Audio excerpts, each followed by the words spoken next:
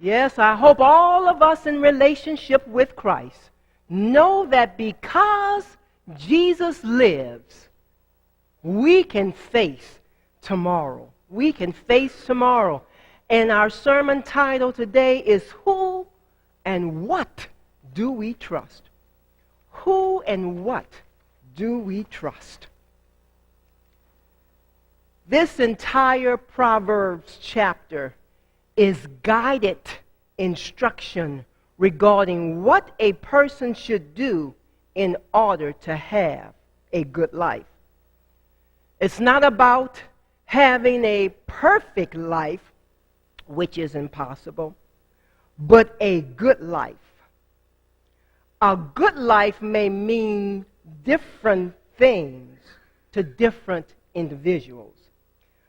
But as the song stated, but I believe a person in relationship with God, through that of the risen Christ, believes that a good life is a life with peace during life's journey.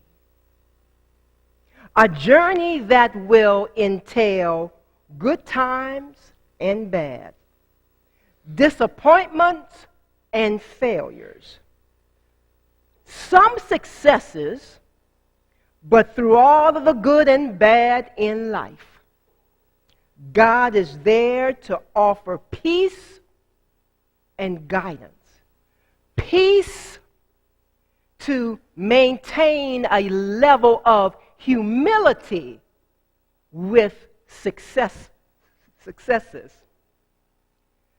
Peace to maintain a level of hope during times of failures. We need to remain humble when we succeed. And we need to have peace when we fail and hope when we fail. And through it all, through the successes and through the failures, guidance by God. This is the second week to focus on Proverbs, the wisdom offering book. But it is probably due to prayers of guidance I have so boldly been asking of God. And those of you who are prayer warriors, you know who you are. We are meeting this coming Friday, the 16th, at 11:30. Doesn't take more than 15 minutes. Those who wish to become prayer warriors, what are prayer warriors? Those people who circle me, who surround me, who pray for me as pastor of First Baptist Church. You do know that Jesus asked the disciples to pray for him. You do know that. You do know that. I am not any better than Jesus. I'm striving to follow in Jesus' footsteps. So those of you who have been identified, or those of you who wish to become the pastor's prayer warrior, just be here for 11:30 this coming Friday. 15 minutes, I'm out of here. I don't need long prayers. Just prayers. And not just praying for me. We're praying for First Baptist Church. We're praying for the city of Pittsfield, Berkshire County. We're praying for this United States. We're praying for this world. All right. So it's boldly asking help of God. For when one is involved in ministry, whether as a lay person, as you all are, or ordained, God holds us accountable as we work with God's people, because souls are at stake. Spiritual relationships are at stake. Assisting people in their human life journey, that's at stake. That's why before I suggest, make a recommendation to nomination, or when nomination comes to me with possible recommendations for leadership positions, I pray on it. And I ask God to direct me. Tell me if this person will be a right fit. And if this person is a right fit, let he or she choose to do the work, because too much is at stake. So this Proverbs 3:5-6 is extremely significant for us today in the 21st century. Trust. My little ones gave some good definitions. To hold on to a hope or belief, it has to be earned. Trust in spite of what we see or what we don't see. So how can one trust God? The person must have a relationship with God. And this is developed through acceptance and belief. We can't see God. We can't touch God as we traditionally see and touch things. But something within us tells us there is a God. When we view the stars, you know how I don't care for the snow. But nighttime, when it has snowed and it's clear, and you look up in the sky, sometimes I just stay in front of my home for a few seconds, and I look up at the sky, and I see the stars. Or if you hear the rolling thunder, or when you see the sun, you know, you believe that this didn't come about something within, through a big boom. It is by God who created the heavens and earth. But it's something within. That's the acknowledgement. But it becomes difficult for many of us when we try to rely on our own insight. The New International Version Bible uses the word understanding for insight. The same thing. However, our insight or understanding can become blurred or damaged with life's experiences. Let me see if I can put it into context for you. I was asking God, tell me what you want us to hear for this coming worship, this sermon. And it so happened that I was listening to the news that morning last week. And we all have heard about all of the sexual abuse that has been going on with the doctor and the gymnastics and the pain that the survivors are feeling and the pain and the guilt that parents and guardians are feeling. And one man, the journalist asks one father, how are you dealing with this and telling your children how to relate to this? The father said, I'm telling them not to trust anybody. Don't trust your coaches. Don't trust the school. Don't trust the churches. My ears perked up. Don't trust anybody. But there was a woman sitting next to him said, I can't raise my child like that. I cannot raise my child not to trust anything.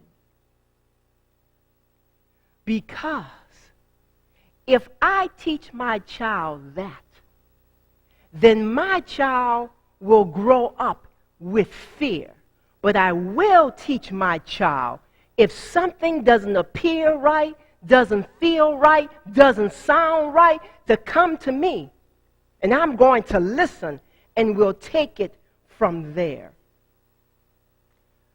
I had someone to tell me, I didn't ever think you had experienced prejudices. All of us, from the pulpit to the pew, we have experienced some type of ism. Racism, sexism, classism. When you have a disability-ism. All of us, whether you're white or black. And if you haven't been exposed to an ism, you're blessed. Come talk to me about it, because I want to know how you made it through. Women, sexism. Children, Just like older people, ageism. We don't believe some of the things that our children tell us. All of our experiences with any type of the isms must not stop us from living as God's people. Our insight and understanding, like that gentleman regarding his children, and his girls who were sexually abused, I can understand what he was saying, but our insight says, don't trust. But God's guidance says, come to me.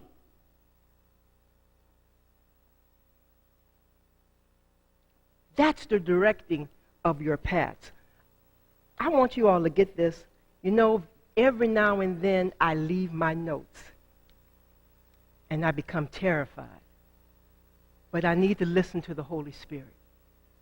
So therefore, I'm coming down, closing up the book.